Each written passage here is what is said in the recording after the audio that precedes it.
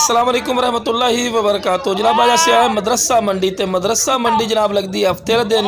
तो जनाब मदरसा मंडी च आके माशाल्लाह पठ लईए गब्बड़ पाटे तो मैं भाइयों भी खा दईए। तो माशाल्लाह खूबसूरत और माशाल्लाह नायाब चीज़ ने। माशाल्लाह गर्दन की लंबाई भी वेख सकते हैं, चंगी लंबी गर्दन और कन्न के लापर भी चेक कर सकते हैं, चंगे लंबे कन्न और माशाल्लाह चंगी लंबी वेल चे और दो वेखो बिल्कुल तीरली कर सीधी। तो पैर बनने क्योंकि माशाल्लाह तेज़ और एक्टिव बहुत ज़्यादा है, इस करके बिरा पैर बनने पै गए। तो बिरा जी हम डिमांड की गल की डिमांड करो तो 60 कर लीए 70 कर ली फायदा नहीं बिरा। जिस बिरा चाहिए जनाब 37,000 रुपया डिमांड करते पे। तो हवाना चड्डा ही माशाल्लाह चेक कर सकते हैं, बिल्कुल तैयार है पे जनाब सुवन कम अज़ कम 15 तो 20 दिन बड़ी मुश्किल नहीं सी। तो हवाना चड्डा माशाल्लाह माशाल्लाह फिर भी इन्हें वधावना पिया।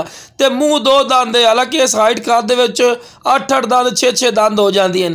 तो लो बिरा इस तो बाद टोर फिर के भी खा रहे हैं तो पता लगे कि सेहतमंद और माशाल्लाह एक्टिव है। तो जिस बिरा चाहिए जनाब स्क्रीन पर नंबर चलता फिर इससे रब्ता करें, इंशाअल्लाह प्यार मुहब्बत रहना।